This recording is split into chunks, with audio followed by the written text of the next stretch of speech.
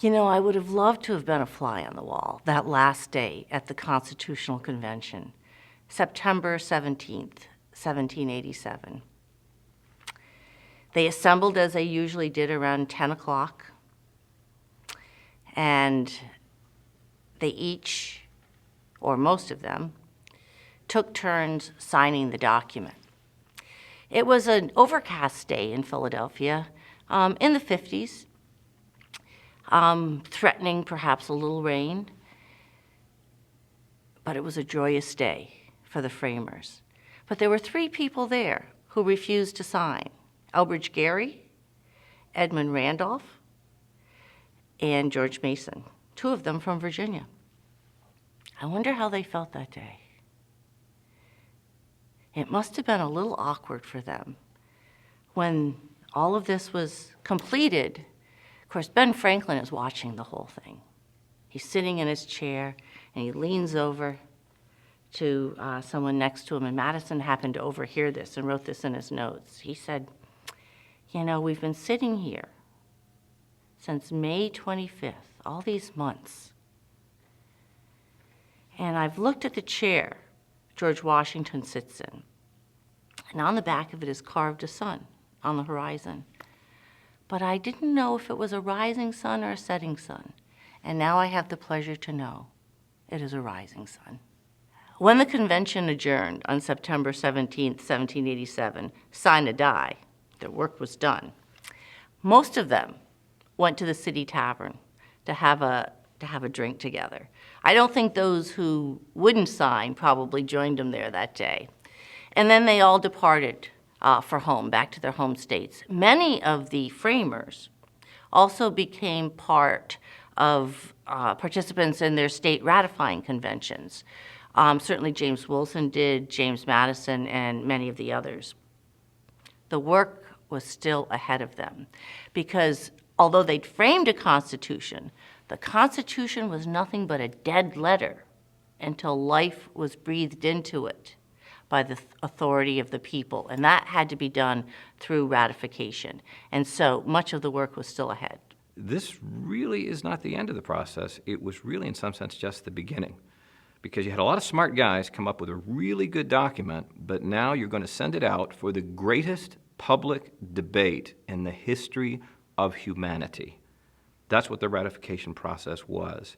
In conventions called state by state, all across the original 13 states, you had people debating some of the most fundamental questions of human governance.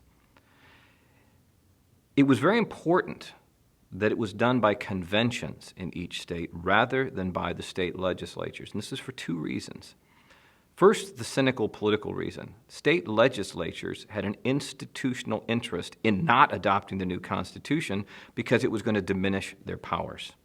George Clinton up in New York was not going to let the New York legislature ratify this Constitution. The other reason is more theoretical, and that is that if you are going to have a Constitution, especially that begins with the words, "we the people," then we want to have buy-in from as many people as possible. We want to have a real, robust public debate among the people, and that's precisely what we had. The notion was for independent conventions to be chosen. In theory, they could have been chosen by the legislatures, but actually in most states, the people chose the convention delegates. They met and debated. It was an interesting process. Within just a few weeks of the Constitution becoming public. Let's think about the idea of ratification as being signatories signing on to an agreement. Remember that the Articles of Confederation required unanimity in order for significant changes to be made. The Constitution gets ratified, however, when 9 states decide to join in. As a consequence, the United States of America technically became one when the 9th state signed on, New Hampshire. The question, however, becomes how seriously could the United States be taken unless all 13 folks came in and signed the document? You actually had 2 states, North Carolina and Rhode Island, that had not signed the document when the document was used to elect our first president, George Washington. So interestingly enough, the Constitution and the ratification process was far more contentious than most people think. Instead of being a happy time when every state joined in and said, we want in, actually it was a very difficult process, one that looked more along the lines of an unruly struggle as opposed to a simple march to ratification. The newspapers, which were all over the country, especially in the North, were full of articles for and against ratification. The most famous of those, of course, were the Federalist papers written by Hamilton and Madison and Jay. These were read. They were read widely. They were discussed.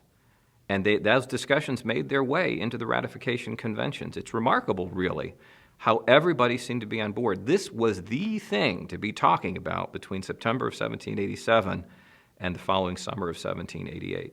So besides the Federalist Papers, you also have all of the other Federalist Papers.